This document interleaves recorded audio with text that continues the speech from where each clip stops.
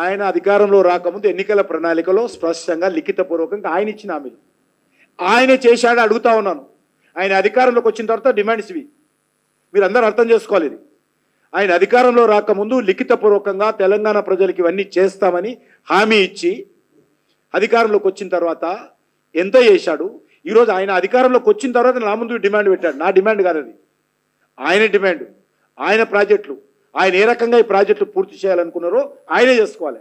ఆయన ప్లాన్ చేసుకున్నటువంటి ప్రాజెక్టులు మీరు పూర్తి చేయండి అని చెప్పి ఆయన చెప్పినవి చేయడు ఇంతవరకు ఒకటి కూడా. ఆయన చెప్పిన మండలానికో ఇంటర్నేషనల్ స్కూలు, లేకపోతే అనేక డిమాండ్లు, ఇంత పెద్ద బుక్ ఉన్నది దగ్గర మేనిఫెస్టో.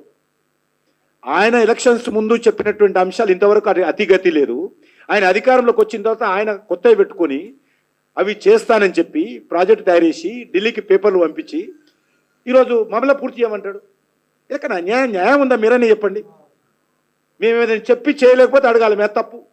తెలంగాణలో మేము ఇది చేస్తామని చెప్పి ఏదైనా చేయకపోతే టర్మరిక్ బోర్డు హామీ ఇచ్చాము, ఎలక్షన్స్లో పూర్తి చేశాము.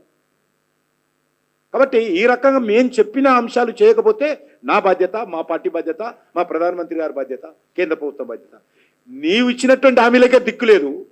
ఎలక్షన్స్ ముందు నువ్వు అధికారంలోకి వచ్చావని చెప్పి దాని గురించి ఇంతవరకు ఏబిసిడి లేదు. నువ్వు ఎలక్షన్లో వచ్చిన తర్వాత గత 3 నెలల క్రితం 4 నెలల క్రితం కొన్ని ప్రాజెక్టులు కాగితాలు మాకు ఇచ్చి కాలేదు కాలేదు కాలేదు సైందవుడు అడ్డుకుంటుండు. ఇది ఎంత దుర్మార్గం అండి! ఇది ఇంతకంటే దుర్మార్గం ఉంటుంది? ఒకసారి ఆలోచించండి.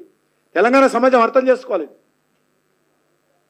ఆయన చేసిన దిక్కులేదు. పుస్తకాలు ప్రింట్ చేసి సోనియా గాంధీ సంతకంతో, రాహుల్ గాంధీ సంతకంతో ఇంటింటికి లెటర్స్ రాశారు. స్వదస్తూరితో హామీలు ఇచ్చారు ప్రజలకు. దానికి ఇంతవరకు అతిగతి లేదు. వాళ్ళు ఇచ్చినటువంటి హామీలకు 6 గ్యారంటీలకు, 420 సబ్ గ్యారంటీస్కు. ఆ అధికారంలోకి వచ్చిన తర్వాత ఓటు తీసుకున్న తర్వాత ఆయన కొన్ని ప్రాజెక్టులు అనుకున్నాడు, మాకు పంపాడు. ఈరోజు RRR రోడ్ ఆయన చెప్పాల్సిన అవసరం లేదు.